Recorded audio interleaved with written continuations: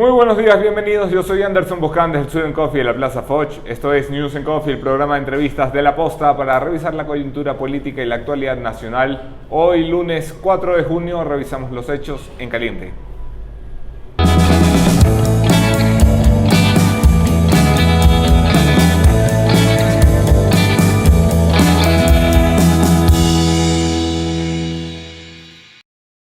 Hoy en caliente, Diario Expreso publica cifras tremendamente nauseabundas de compras públicas en la década pasada. El gobierno de Rafael Correa creyó conveniente gastarse una millonada del presupuesto general del Estado en la compra de 16.000 vehículos para el sector público, 16.000 vehículos para burócratas y funcionarios que de paso ni siquiera están debidamente organizados y controlados por instituciones públicas. No hay una institución que responda por el parque automotriz del Estado, aunque tiene estas magnitudes.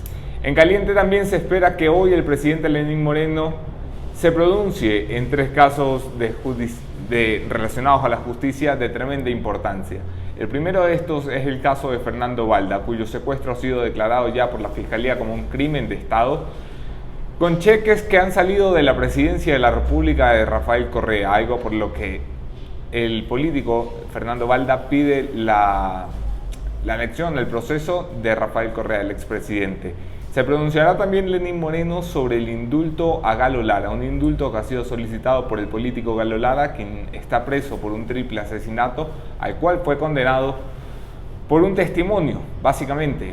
Fue un hombre cambiado por un barco, el Doria. Mientras estaba en su refugio en Panamá, el Ecuador prefirió cambiarlo por un barco y romper así el asilo que Panamá le había ofrecido a Galo Lara. Es muy probable y se estudia en Carondelet la concesión de un indulto que no será del todo bien recibido por la sociedad, seguramente generará polémica, pues se trata de una persona que para muchos es un preso político y para otros un sentenciado por delincuencia ordinaria. Me pronunciaré al respecto en el comentario final de esta mañana. En caliente, también finalmente dentro de pocos minutos, a las 10 de la mañana, Julio César Trujillo y la máquina de guillotinas que conforma el Consejo de Participación Ciudadana decidirán si destituyen o no al presidente del Consejo de la Judicatura, Gustavo Yaik, y sus 4 vocales.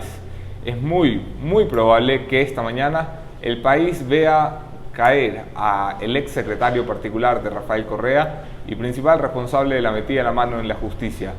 ¿Esto es suficiente? ¿Cómo se purga el país? ¿En qué estado de legalidad e institucionalidad estamos? Se lo pregunto a mi invitado esta mañana. Tengo el gusto de contar con el periodista y abogado Miguel Molina, gran colega, gran amigo. Quédense para la entrevista.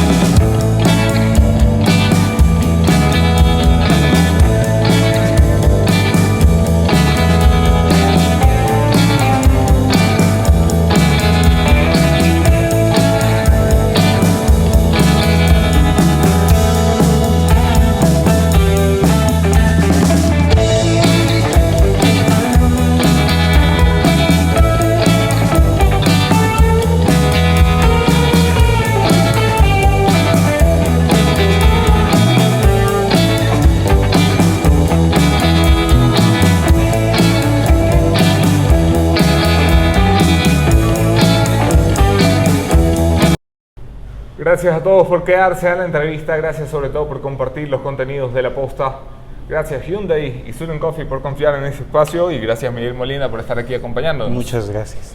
Miguel Molina, colega de diario La Hora, abogado, periodista especializado en la justicia y en la cobertura de temas judiciales. Arranquemos por el principio de lo que más te atañe. Sí. El Consejo de la Judicatura puede ser cesado esta mañana en funciones después de nuestra conversación. ¿Eso es un paso adelante o un paso atrás? Querido Anderson, muchas gracias por invitarme a esta entrevista. En mi opinión, el tema del Consejo de la Judicatura es un tema ante el cual el Ecuador ha venido despertando al principio una sensación de asco y luego una sensación de expectativa de que estas personas de algún modo, al menos ante la historia, sean destituidos, claro que tardíamente, pero de algún modo es una forma de reivindicación y justicia después, como lo dijo mismo Julio César Trujillo en una de sus intervenciones, después de tantas violaciones de los derechos humanos, ¿no? Es increíble el manicomio en el que nos metieron a los ecuatorianos y nos hicieron creer que había independencia judicial cuando el secretario particular de un caudillo pusilánime era el presidente del Consejo de la Judicatura. Y desde que esa metida de mano en la justicia que se perpetuó en el año 2011, yo creo que el Ecuador no vivía en democracia. El Estado no perdía ningún tipo de proceso contra nadie, las acciones de protecciones que se interponían contra el Estado eran absolutamente negadas, incluso con la exigencia que en tal sentido enviaba el secretario jurídico del presidente, que era Alexis Mera. Hemos que visto no ha negado, que llamaba a los jueces. Y que además no lo niega, eso es lo más increíble de todo. Y también hubo una persecución de los opositores, una criminalización de la protesta social y una judicialización de la política. Acuérdate tú que muchos de los casos que hoy día están en boga justo esta semana, el de Lara, el de Balda, el de Gabela, fueron casos que la función judicial realmente sepultó para que el Ecuador no conozca la verdad. Hay quienes creen que no tenemos ninguna discusión en este país de si hay que cesar o no Gustavo Yaik. Yaik ha sido indigno desde el momento en el que se sentó en un puesto para el cual no tenía la independencia suficiente. El gran debate es qué hacemos después. El gran debate es si el Consejo de Participación, así como está a la altura para destituir a los malos funcionarios, va a estar a la altura para nombrar a gente correcta de la forma correcta. La vía está clara de cómo se nombran a los sucesores de los mandamases de la justicia. Yo creo que sí, Anderson, en realidad toda decisión en la vida y más aún en la política implica un riesgo. No hay para mí una garantía real de que el nuevo Consejo de la Judicatura va a ser independiente, pero sí creo que hay que hacer el intento de formar uno nuevo. Creo que el hecho de que Trujillo y personas como las que lo acompañan en el Consejo de Participación Ciudadana sean los que lideren el proceso, da ciertas garantías que no tenía el proceso que lideraban los anteriores consejos de participación ciudadana, formados por ilustres desconocidos que escogían entre sus huestes de Alianza País para, de algún modo, ocupar las instituciones del Estado a través de los procesos que lideraba el Consejo de Participación. Entonces, el hecho de que hoy, por primera vez en la vida, gente decente organice los concursos, sí me da ciertas expectativas, aunque no una seguridad real, porque en la vida puede existir cualquier tipo de riesgo en ese sentido. El Consejo de Participación, como bien lo apuntas y comparto, está formado por gente decente y ya hemos visto lo que gente decente en puestos correctos es capaz de hacer. Sí. Hay, sin embargo, dudas sobre el manto de legalidad que cubre las acciones del Consejo. Hace unos meses, antes de la formación de este Consejo que estuviste en este programa, hablábamos precisamente de las capacidades que tendría este Consejo y la poca claridad que teníamos del alcance de sus funciones. Hoy esa claridad no se ha disipado, esa neblina, no se ha disipado. Y cito el caso textual, el caso puntual. El Consejo va a evaluar a la Corte Constitucional de este país, que no es sujeto siquiera de evaluación política por parte de la Asamblea Nacional. Eso no es ir más allá de lo que deben. Reflexionando las cosas, Anderson, lo que te puedo decir es que creo que detrás de la actuación del Consejo de Participación Ciudadana se manifiesta un mandato popular que, si bien la consulta se redactó de una forma bastante leguleya y típica de las redacciones jurídicas que el correísmo y el poscorreísmo ha hecho desde que llegaron al poder, sí creo yo que de algún modo la pregunta consultaba al pueblo sobre un tema claro, que era la necesidad de reforma institucional de una democracia desbaratada durante 10 años. Y creo que de algún modo ese mandato sí es claro, sí se puede verificar de algún modo. No solo se pidió que el Consejo de Participación Ciudadana evalúe y cese a las autoridades que habían designado, sino se pidió que hagan un operativo de rescate a la democracia a través de esas acciones. Yo creo que el tema de la Corte Constitucional, Anderson, si bien es jurídicamente discutible, creo que hay que entenderlo en ese contexto porque de algún modo el Consejo de Participación Ciudadana sí participa legalmente en la conformación de la Corte Constitucional que actualmente existe. Fue parte, digamos, de un proceso de implementar este organismo en una sociedad en la cual no existía. Teníamos antes de la Constitución del 2008 un Tribunal Constitucional. A partir de la Constitución del 2008 existe una Corte Constitucional que de algún modo en ese primer ejercicio de implementación el Consejo de Participación sí tenía algún tipo de participación en lo que es la conformación de esa Corte. Entonces por ahí creo que el argumento jurídico de algún modo trata de consolidarse, ¿no? Si bien es discutible, trata de por ahí justificar esa cuestión. Volviendo al Consejo de la Judicatura, para que no se me vaya de las manos. Gustavo Yal se sienta en el puesto por ser amiguito del presidente Rafael Correa, expresamente su secretario particular. ¿Qué es lo que ha hecho mal y de qué se le acusa, además de ser amiguito del expresidente? Quiero decir, ¿lo vamos a sacar de allí solamente por haber sido un amiguito? No, realmente creo que el tema de haber sido un amigo de Rafael Correa, si bien es sintomático de una época de decadencia donde había que ser amigo de ese personaje para ocupar altos cargos en el país, creo que lo que el Consejo de Participación Ciudadana y la sociedad en general está juzgando es su desempeño al mando de una de las funciones del Estado, que quizá es la más importante en términos de derechos, es la función judicial. Hay un catálogo inmenso de cuestiones que se vinieron dando desde que Yalga asumió el control de la judicatura y que son realmente lesivas al sentido común de cualquier ciudadano democrático. Hablemos de un tema en específico, el error inexcusable. El error inexcusable no es una figura extraña a las legislaciones, existe. Un juez puede cometer un tipo de error que es realmente injustificable y ante el cual debe ser sancionado. Pero un principio jurídico fundamental en toda sociedad democrática es que el juez solo puede ser evaluado por jueces, no por funcionarios, que no tienen que ver con el desempeño de los jueces. De superior y jueces superiores. Fíjate tú, digamos, Anderson, que el error inexcusable sí implica un análisis jurídico para ver en qué consistió ese error, cuál fue la norma no aplicada, no escuchada por el juez. Y eso hoy en día lo hace incluso un ingeniero que es vocal del Consejo de la Judicatura. ¿Cómo no lo puede hacer un abogado? Esa es la lógica de que sean jueces los que evalúen el error inexcusable. Lo que pasa es que el Código Orgánico de la Función Judicial se planeó para de algún modo generar este estado autoritario en el cual Correa controlaba la justicia. Vamos a eso. ¿Por qué crees que se hace todo un entramado legal para controlar la justicia? ¿Por qué crees que se crea una instancia monstruosa como el Consejo de la Judicatura, a la que todos creemos como cabeza de la función judicial, cuando constitucionalmente hablando no lo es el presidente de la Corte Nacional de Justicia? ¿Por qué es que crean un monstruo capaz de controlar absolutamente todo en los tribunales? ¿Por deseo de control, por persecución, por blindarse a sí mismos después del poder? ¿Por qué?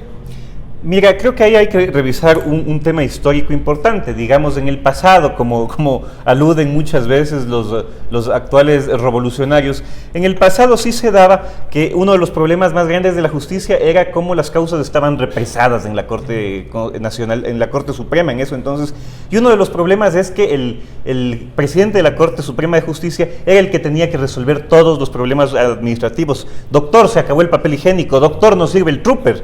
Entonces, de algún modo se pensó en crear un organismo que se encargara de lo administrativo y operativo de la función judicial para que los jueces se dediquen a hacer sus sentencias. Y se creó un Consejo de la Judicatura que tenía únicamente ese objetivo, el objetivo de garantizar que el juez pueda hacer su trabajo sin preocuparse de que en los baños haya papel higiénico.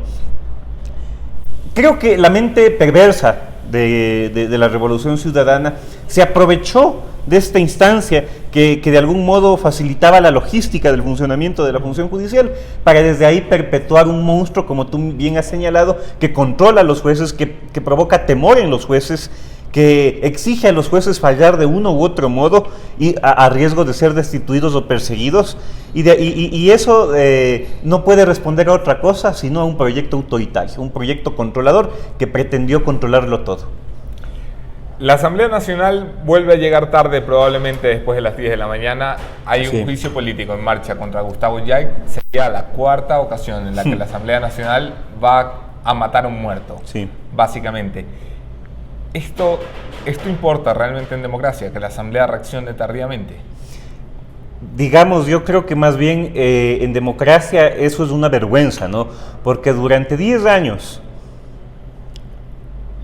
un poco menos quizá, porque el correísmo, digamos, llega a tener mayoría a partir del 2008, pero durante al menos 9 años es claro que en el Ecuador no existió parlamento. En el Ecuador no hubo una instancia que tradicionalmente en este país había sido el centro del debate político y de las discusiones y de los acuerdos, como llaman de algún modo algunos politólogos la troncha y la componenda, pero en todo caso era donde los partidos funcionaban, donde los partidos de algún modo discutían los temas de interés nacional y trataban de algún modo formar acuerdos para poder avanzar en ciertos temas, y se cometieron abusos, pero no hay punto de comparación al control de un solo partido con una militancia que llegó a formar parte de esos parlamentos sin ningún tipo de preparación. Había una persona que llegó a ser presidenta de la Asamblea Nacional con un vocabulario realmente escatológico y que en varias ocasiones, no solo porque mencionó la palabra, puedo decir que era escatológico, sino porque todo lo que ella decía provenía de eso, de las tripas. Y de algún modo yo sí creo que esa es la gran deuda que el correísmo deja al Ecuador, una democracia mínima, una democracia elemental, donde la Asamblea pueda realizar alguna función. Acuérdate tú que el juicio a Washington Pesantes fracasó absolutamente. Sí. Y durante toda esta última etapa donde ya han comenzado a surgir los problemas de corrupción, la Asamblea se convirtió en una suerte de cómplice que recibió a Jorge Glass con alfombra roja, ¿no? Hoy tenemos parlamento. Yo diría que hoy tenemos una caricatura de parlamento. Me sorprende mucho a las personas que tan ranciamente justificaban los horrores del correísmo, hoy facilitando los procesos, ¿no? A mí, María José Carrión, la verdad es que no me cae mal en el sentido político, es decir, yo no votaría por ella, efectivamente, pero, digamos, hay gente más perversa dentro de la Alianza País que de lo que fue ella. Sin embargo, ella votó en el lineamiento absolutamente dictado por el presidente desde Carondelet, y ahora facilita los procesos, el juicio a Ayala, el juicio a Ochoa, el juicio a quien sea, ¿no? Y es extraño cómo estas personas tienen esa capacidad de lavarse la cara ante la historia. ¿La oposición sirve para algo en estos momentos en el Parlamento?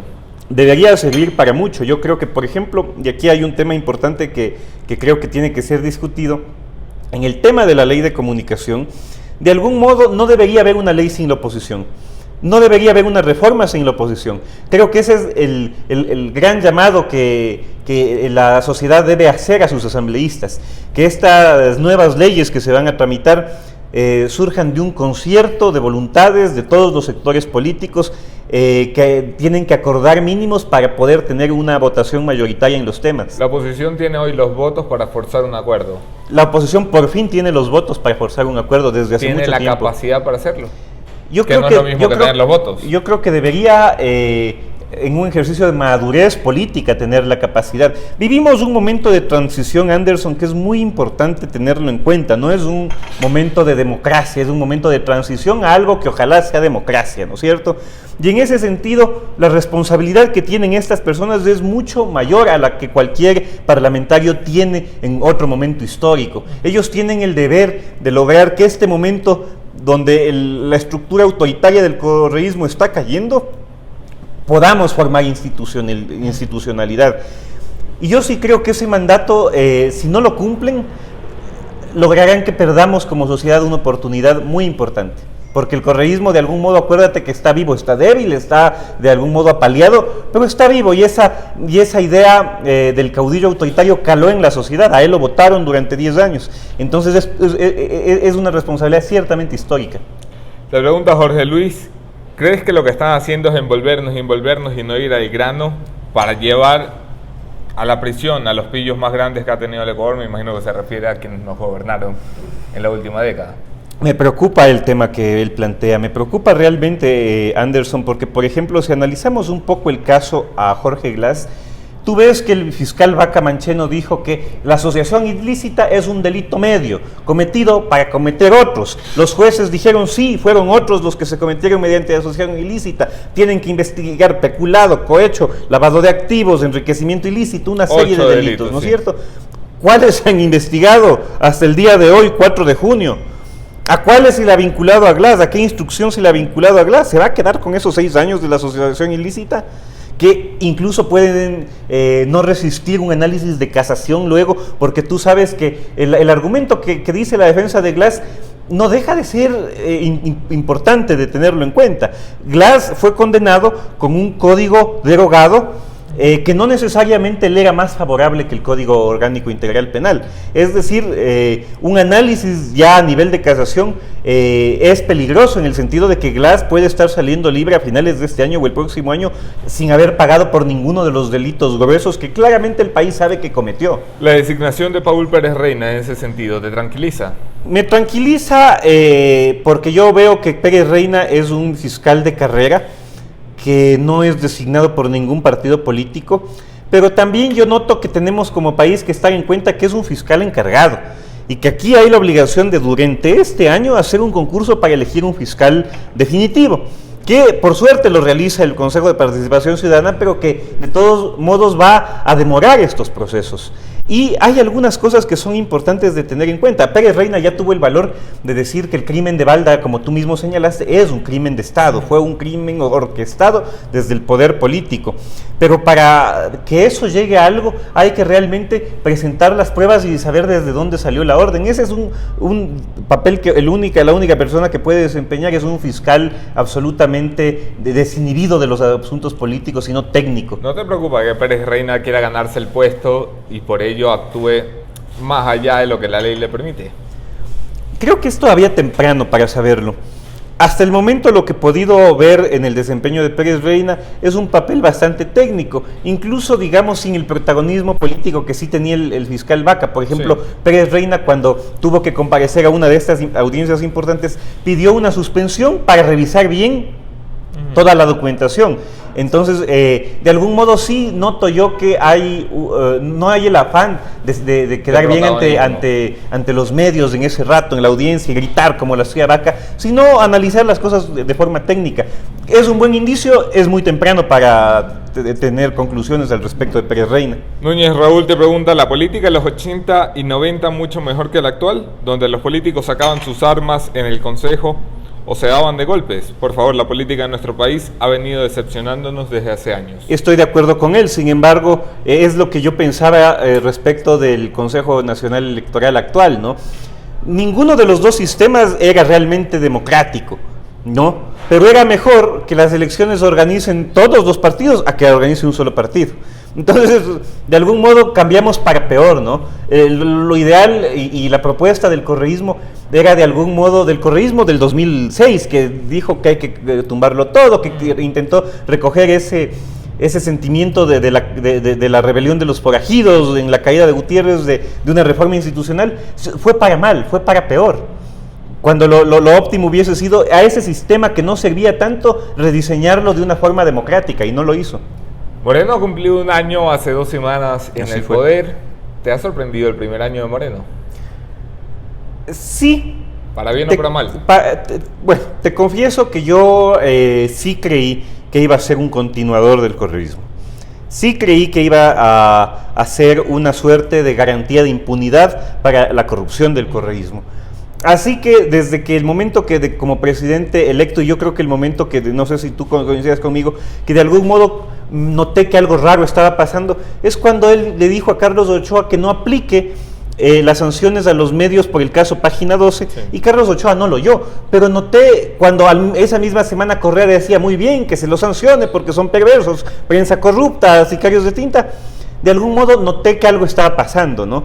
Y yo te digo, de algún modo lo que ha hecho Lenín Moreno todo este tiempo, si bien él no es digno de mi devoción, Él es más bien una persona que yo cuestiono mucho, porque no puede ser que de algún modo eche toda la responsabilidad al gobierno anterior del cual él fue parte, y del cual él recibió una beca de 1.6 millones de dólares para irse a vivir a la ciudad más cara del mundo.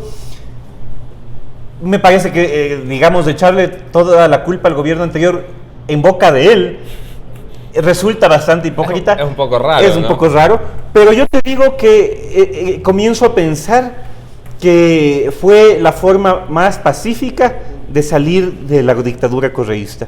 Creo que la otra opción hubiera implicado una crisis social, un nivel de violencia muy grande. Vamos a ese espacio imaginario solamente unos segundos. Si Guillermo Lasso hubiera llegado a la presidencia, ¿habríamos estado hoy, un año después, en el mismo nivel de purga que nos tiene Lenín Moreno?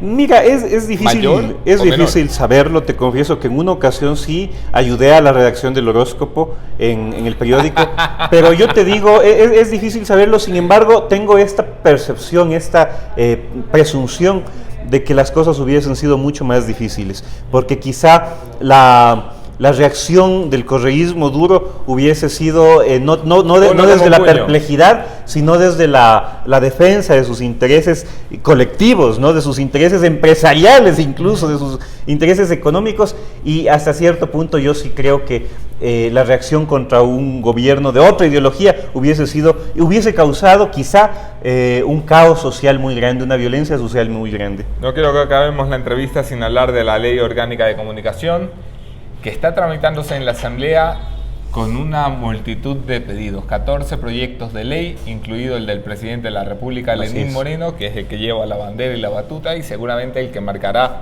las líneas generales de lo que terminará siendo la nueva ley. ¿Qué te parece el proyecto? El proyecto es interesante porque yo lo noto como un reconocimiento del actual gobierno de que sus compañeros del anterior gobierno controlaron la comunicación, violaron derechos humanos al imponer mecanismos de autocensura, de miedo, de temor, de sanciones absurdas contra periodistas y medios. Entonces, en ese sentido, hay un reconocimiento de que lo que hubo no fue democrático. ¿Qué te preocupa? Pero creo que hay puntos que me preocupan mucho. Por ejemplo, creo que el lenguaje correísta persiste de crear estos espacios ambiguos, estos espacios que dan a discrecional muy grandes. Se cambió, por ejemplo, esta frase repetitiva de la ley actual que decía los temas de interés general por temas de interés de calidad, que a mí me parece incluso más discrecional. O sea, los medios ya no nos van a exigir que cubramos temas de interés general, y ahí hubo un alcalde mediocre que dijo que su rendición de cuentas era un tema de interés general, sino temas de contenidos de calidad, y eso me parece mucho más discrecional. ¿Quién lo va a juzgar? ¿Será el Estado? ¿Serán los funcionarios de de la Defensoría? ¿Quién? ¿Y cómo se va a determinar qué es calidad? Hay por ejemplo, en los pequeños mínimos deontológicos que los medios deben evitar cubrir temas morbosos. Lo que es morboso para ti puede ser diferente a lo que es morboso para mí. Un caso famoso en Diario Extra, cuando llevaron al diario a la Supercom por contenido morboso, por haber publicado unas fotos de la agencia EFE y de la agencia Reuters sobre una catástrofe en Ucrania cuando se cayó el avión yo creo que hace 3 años. Dijeron que el contenido era morboso. Un contenido que se publicó en los principales periódicos de este planeta. Que era una realidad, digamos, o sea, también el periodismo alude a la realidad. Nada, se veía simplemente el avión caído y la catástrofe. Era una foto muy bien tomada de agencia, claro, hombre. Imagínate. Entonces, de algún modo, creo que ese lenguaje correísta en la ley me preocupa. Me preocupa que el tema de la rectificación y el tema de la respuesta de la réplica no se adapte, no se adecue a los estándares interamericanos de derechos humanos. ¿Cuáles son? La réplica, Anderson, es algo que se da ante una información absolutamente falsa, no como nos acostumbraron aquí en el Ecuador, que cualquier funcionario mandaba la diagramación al periódico con insultos para el propio periódico, sí. O Carlos Ochoa, como ocurrió en el último caso de Teleamazonas, que es el que lo termina de tumbar, manda el video insultando al canal, y durante tantos años estaban los medios acostumbrados a así pasar ese video, incluso interrumpir sus noticieros para pasar los videos que mandaban funcionarios públicos. Eso no es rectificación. Los estándares son claros en el sentido de que ante una información comprobadamente falsa, el medio tiene la obligación de rectificar. Y si no se da esa rectificación, no debe haber un tribunal de excepción, sino debe haber un juez que principios absolutamente jurídicos, no como Ochoa, que era un fanático del correísmo, sino un tipo que sepa de leyes, pueda un poco resolver ese tema. Entonces, creo que en eso sí hay que ser precisos, y no hay esa precisión en la ley. También creo que hay un estándar que no se está cogiendo, y a mí me gusta hablar de este tema porque resulta políticamente incómodo en este momento, y como que nadie lo quiere decir, y la academia y las agremiaciones de periodistas no les importa porque a la final hasta les conviene. Pero yo sí creo, Anderson, que la nueva ley de comunicación no puede exigir a los periodistas un título para el ejercicio del periodismo, no porque no sea una muestra de calidad y una muestra de buen ejercicio del oficio por parte de los medios profesionalizar a su redacción, sino porque no se puede exigirle a una persona que para ejercer un derecho humano tenga un título determinado. Es distinto a la medicina. Porque... Y razones más importantes, porque nos perderíamos a colegas como tú, Miguel. Bueno, me tocaría dedicarme al Twitter, ¿no? No, quiero decir que es que hay muchos colegas en este país que ejercen el oficio como nadie. Tú mismo has ganado premios en la Sociedad Interamericana de Prensa, y no tienes un título de periodista. Sí, porque que no hace falta. Yo creo que el periodismo es tan rico, tan maravilloso, que se lo puede aprender en la universidad, se lo puede aprender con los maestros en las salas de redacción, se lo tiene que aprender leyendo mucho, enterándote de la historia del país, de la realidad social de tu país, pero no necesariamente hay una sola vía, ¿no es cierto? Y eso es lo que creo que debe quedar claro, que no es una profesión común. Es una profesión que tiene que saber de todo un poco. En ese sentido, entender la naturaleza del periodismo también es entender la naturaleza de que el periodismo está absolutamente vinculado al Estado democrático. Sin periodistas no hay democracia, como sin democracia no hay periodistas, y de algún modo ponerle requisitos al periodista para ejercer un derecho humano fundamental es limitar las posibilidades de la democracia. Último tema, Miguel. ¿Los medios digitales deben ser incluidos o no en la ley de comunicación? No deben ser incluidos, Anderson. ¿Qué corona tienen los medios digitales para quedarse fuera?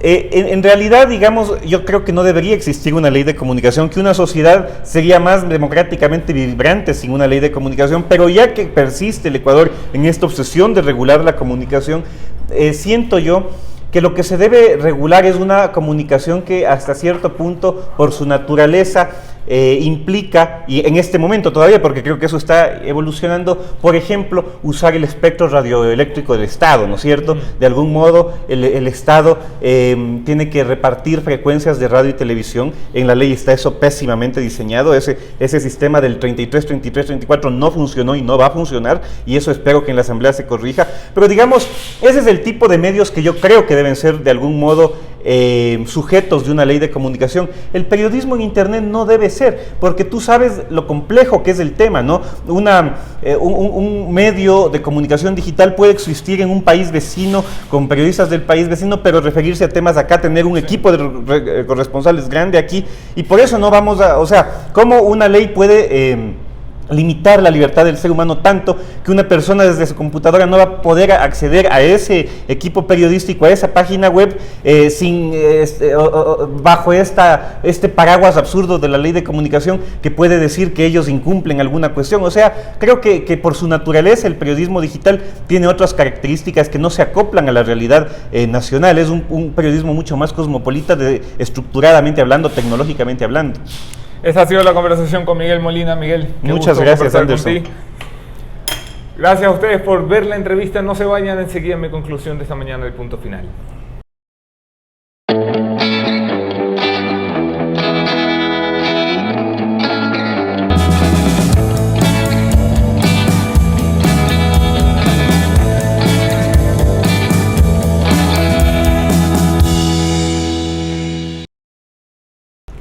Esta mañana, el Consejo de la Judicatura se irá por la misma puerta por la que entró. La puerta de la indignidad democrática, la puerta de la incapacidad, la puerta de la nefasta intención de controlar la justicia desde la política. El Consejo de la Judicatura, presidido por Gustavo Yaik y los 4 vocales, deberá irse a su casa no solamente por haber sido amiguis del expresidente Rafael Correa, sino por haber permitido que la política se meta en todo, sobre todo en lo que no debía. Es imposible relacionarlo entonces con los 3 casos que nos atañen esta semana. El caso de Galo Lara, un perseguido político, eso es un criterio personal, Un hombre que llamó cachudo al presidente y tuvo que pagar entonces la cárcel por un asesinato del que no tenemos constancia. Que no fue un perseguido político, nos dijeron en el correísmo. ¿Por qué entonces viajaron 7 representantes del gobierno nacional a intentar romper su asilo en Panamá? No solo intentarlo, también traerlo esposado, humillado, a cambio de un barco. No es un perseguido político, un hombre que en la cárcel recibe tratos inhumanos, que no tiene acceso a sus medicinas para su enfermedad. El presidente Lenín Moreno está a una firma de revertir una injusticia. No es una injusticia contra un hombre solamente, es una injusticia contra el sistema. El caso Balda, que lleva a la mafia que nos gobernó durante 10 años a otro estado, ya no solo de ladronzuelos y corrupciones, sino también de actitudes criminales, de haber criminalizado desde el Estado, de haber convertido al Estado en una mafia capaz de mandar a secuestrar a un compatriota en territorio extranjero, pagándolo con nuestros impuestos, con nuestro dinero. Que me demuestren 20 centavos mal habidos, decía Rafael Correa. Hombre, ya no son 20 centavos, ya son $20.000 usados para un secuestro. ¡Qué asco! Y el caso Gabela, el general que denunció la corrupción de los DRUPS, los 4 de los 7 helicópteros que compramos que se cayeron, que nos costaron 4 vidas humanas. También nos costó la vida del general Gabela, cuyo informe ni siquiera tenemos, porque así de mafioso era el Estado, que cuando ordenaba un informe para saber qué había pasado, lo hacía perder. El que no tengamos el documento no va a impedir que lleguemos a la verdad en el caso Gabela. Gabela fue asesinado después de denunciar la corrupción en el gobierno de Rafael Correa. ¿Cómo pueden dormir ustedes, señores funcionarios, cuando escuchan el apellido de Gabela? ¿No se les remuerde un poquito la conciencia? Nos vemos aquí mañana con otro tema, otro entrevistado, mismo entrevistador. Yo soy Anderson Boscan desde el Sweden Coffee de la Plaza Foch.